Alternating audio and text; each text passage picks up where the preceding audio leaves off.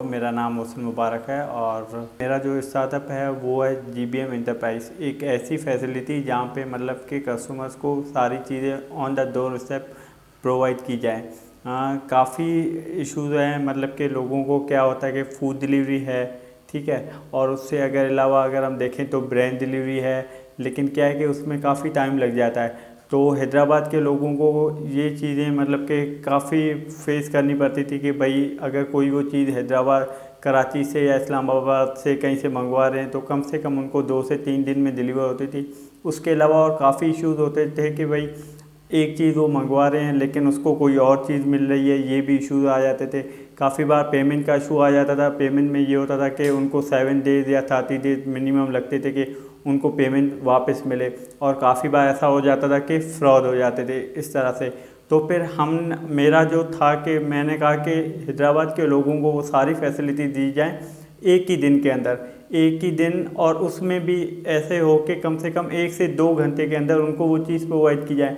अगर कराची हैदराबाद से कम 3 घंटे का सफ़र है, अगर कराची से कोई चीज़ मंगवा रहा है तो उसको कम से कम 4 से 5 घंटे के अंदर उसको यहाँ पे प्रोवाइड की जाए, ठीक है। और अगर हैदराबाद में अगर हम अपनी सर्विस को देखें तो हैदराबाद में क्या होता है कि काफ़ी चीज़ें अवेलेबल हैं, लेकिन लोगों को नहीं पता कि वो चीज़ कहाँ पे मिलेगी। तो फिर वो कहते हैं कि भाई हमें ये चीज़ चाहिए और एनी हाउ चाहिए इतनी टाइम में। तो फिर वो हमारा काम होता है, हमारे मेंबर्स का, हमारे टीम मेंबर्स हैं, हमारे पास जो भी राइडर्स टीम है, उनका काम है उस चीज़ को ढूंढना और कस्टमर तक डिलीवर करना।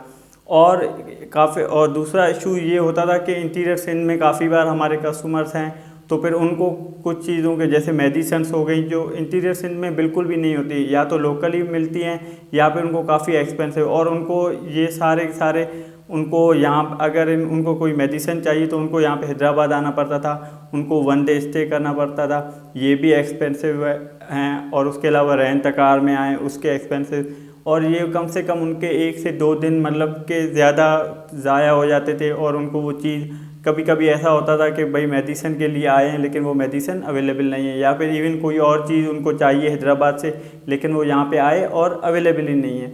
तो फिर हमने ये ऐसी सर्विस स्टार्ट की, हमने कहा कि हम यहाँ पे हर चीज़ प्रोवाइड करेंगे कस्टमर की डिमांड पे, फिर वो इंटीरियर सिंध से हो या हैदराबाद से हो या कराची से हो, कोई भी हो। तो फिर वो खाली हमसे डिमांड करे कि भाई GBM वालों हमें ये चीज़ चाहिए, और उनको ये चीज़ प्रोवाइड की जाए। और हमारे जो डिलीवरी चार्जेस हैं वो मिनिमम जो मार्केट रेट्स हैं वही है, और जो हम चीज़ प्रोवाइड करते हैं वो रिटेल प्राइस में है। वो भी नहीं है कि भाई हम अपने एक्स्ट्रा चार्जेस उसमें एडजस्ट करें, टैक्स वगैरह हमारा नहीं है। जो रिटेल प्राइस में चीज़ मिल रही है कस्टमर को भी उसी रिटेल प्राइस में मिले। अगर 100 रुपीज़ की चीज़ हम परचेस करते हैं तो कस्टमर को भी वो 100 में जाएगी। हम अपने सिर्फ डिलीवरी चार्जेस होते हैं वही अपने पास रखते हैं। उसके अलावा बाय द वे मैंने ये जून में स्टार्ट किया था, और इसमें काफ़ी इश्यूज़ इस तरह से मुझे फेस करने पड़े कि जैसे एग्जांपल कस्टमर को टेस्ट कैसे आए मेरे पे। मैं तो एक बिल्कुल न्यू स्टेप ले रहा हूँ, मतलब कि शुरू किया है। जाहिर सी बात है और भी कंपनीज हैदराबाद में हैं जिन पे लोगों को टेस्ट है, गवर्नमेंट से रजिस्टर्ड हैं, XYZ उनका काम चला है, लेकिन मैं अपने आप पे टेस्ट कैसे ले आऊँ। तो फिर कहाँ स्टार्टिंग में तो मुझे ये हुआ कि भाई मेरे पास राइडर नहीं थे, मेरे पास टीम नहीं थी, तो ये सारे के सारे काम मुझे खुद करने पड़ते थे। जैसे एग्जांपल सोशल मीडिया का काम वो मुझे खुद करना पड़ता था, ग्राफिक डिज़ाइनिंग का काम मुझे खुद करना पड़ता था। उसके अलावा कस्टमर सर्विस, कस्टमर से बातचीत करना, उनको क्या चीज़ें उनको प्रॉब्लम फेस आ रही हैं, वो उनको चीज़ें चाहिए वो मैं खुद करता था। उसके अलावा बाय द वे राइडर्स हमारे पास नहीं थे, तो वो बाय द वे मैंने अपने जो मेरे पास ड्राइवर्स हैं उनको मैंने यूज़ किया कि भाई तुम लोग डिलीवर करो। एग्जांपल जैसे लास्ट टाइम जैसे हमने स्टार्ट किया था उसके बाद ये बारिशों के सीजन्स आ गया था, काफ़ी हद तक बारिशें थी। तो इसमें मतलब कि इसमें हमने अपना ट्रस्ट गेन किया लोगों से, क्योंकि तकरीबन सारी सर्विसेज बंद थी, लेकिन बारिशों के होते हुए मतलब इतनी कम से कम 1 to 2 फीट करीब रोड पे पानी था, लेकिन फिर भी हमने हिम्मत नहीं हारी। हमने कहा कि अगर ऑर्डर हम लेंगे तो डिलीवर करेंगे, इवन अगर ऑर्डर नहीं होता बाइक पे हम अपनी personally car, by the way हमने अपनी पर्सनली कार, फैमिली, मेरे कज़न्स, मेरे भाई, हमने सब अपनी पर्सनली कार्स यूज़ करके कस्टमर से उनका ट्रस्ट गेन किया है। उसके बाद कस्टमर पहले ऐसे हुआ कि जैसे हमने स्टार्ट किया तो हमें आइडिया नहीं था, हमने मतलब किसी एक ब्लॉगर से बात की थी, तो उसको कहा, उसने मतलब कि अपने सोशल मीडिया पे लगाया। एक दिन हुआ कि एक दिन एक ऑर्डर आया है कि भाई मुझे क्लॉथ चाहिए पार्सल का। पहला मतलब दूसरा दिन स्टार्ट करने को था और पहला ऑर्डर हमारे पास आया था क्लॉथ का, कासमाबाद नक्काश विलास से पिक करने थे और लतीफ़ाबाद में थे। जैसे वो किए वो मैंने दयावर से करवाया था। उसके बाद 1 से 2 दिन के बाद 2 ऑर्डर्स आने लगे, 3 ऑर्डर्स आने लगे। आज हमारे पास अल्हम्दुलिल्लाह मतलब 100 के अंदर अंदर हैं, कभी कभी 100 क्रॉस कर जाते हैं। और बाय द वे काफ़ी बार इशूज़ ये आ जाते हैं कि हम लोगों पे ट्रस्ट करने लगते हैं। जैसे एग्जांपल क्या होता है कि जब आप शुरू में काम स्टार्ट करते हैं ना, कोई भी आपका साथ नहीं देता, फिर वो आपका कज़न हो या भाई हो या इवन मतलब कि काफ़ी बार फैमिली मेम्बर्स, कोई भी जो भी आपके दोस्त हैं यूनिवर्सिटी में, कोई भी नहीं करेगा, उनको आपका फ्यूचर नज़र नहीं आता।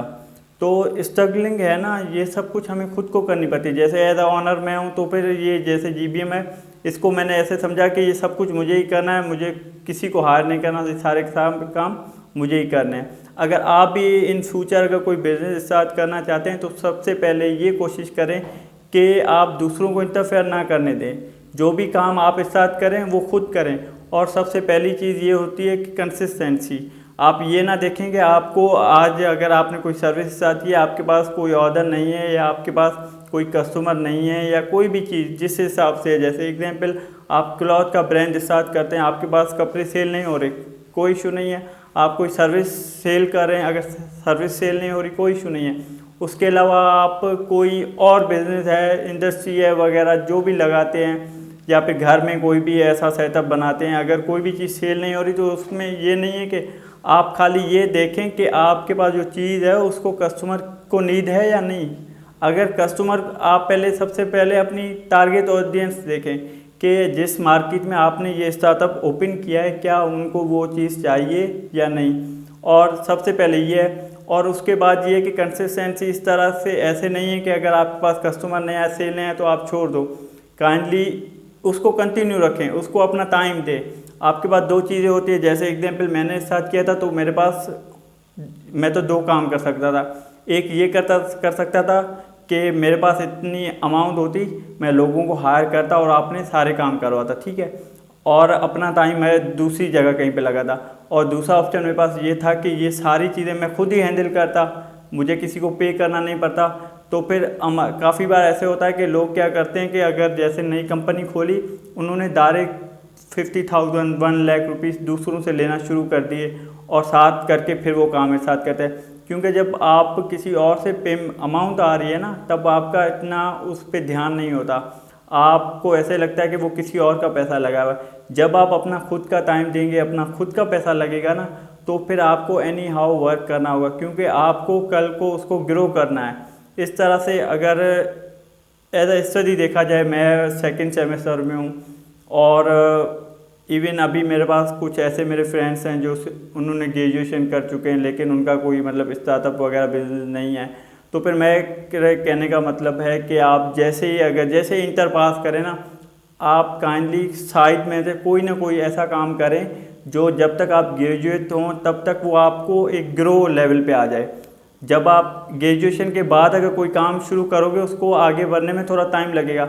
अगर आप यूनिवर्सिटी में आते ही कोई ऐसा काम स्टार्ट कर देते हो, सर्विस वगैरह, तो इंक्रीज़ होते हुए देर नहीं लगती। बाय द वे आप 2nd सेमेस्टर में आए, 6 मंथ हुए, ग्रो हुआ, आप 3rd सेमेस्टर में आए, ग्रो हुआ, इस तरह से ग्रो चलता जाएगा। और सबसे पहले एक दूसरी ये चीज़ भी है कि आप अपनी PR को बढ़ाएं, लोगों से कांटेक्ट में रहें, लोगों से बातचीत करें, जो भी नया सेशन हो उसमें जाएं, वो अटेंड करें, कोई भी बूट कैंप हो, कहीं पे भी अगर ओपनिंग सेरेमनी हो, कोई भी ऐसी चीज़ें हो वहाँ पे जाएं, लोगों से इंटरेक्ट करें। और बाय द वे इसमें कोई भी शर्म की बात नहीं है कि आपके पास अगर विजिटिंग कार्ड है अपना, आप कंपनी को बोलेंगे भाई ये मेरा कार्ड है, ये बात कर ले, हम ये प्रोवाइड करते हैं। इसमें कोई भी शर्म की बात नहीं है, क्योंकि सब सीखने के लिए आए हैं।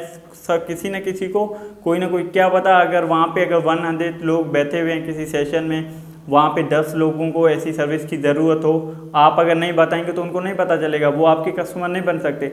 आप जब तक खुद उठेंगे कि भाई ये मेरा कार्ड है, क्या पता उसमें 10 लोगों को आपकी सर्विसेज की नीड हो लेकिन उसको पता ही ना हो। काफ़ी बार ऐसा हो सकता है।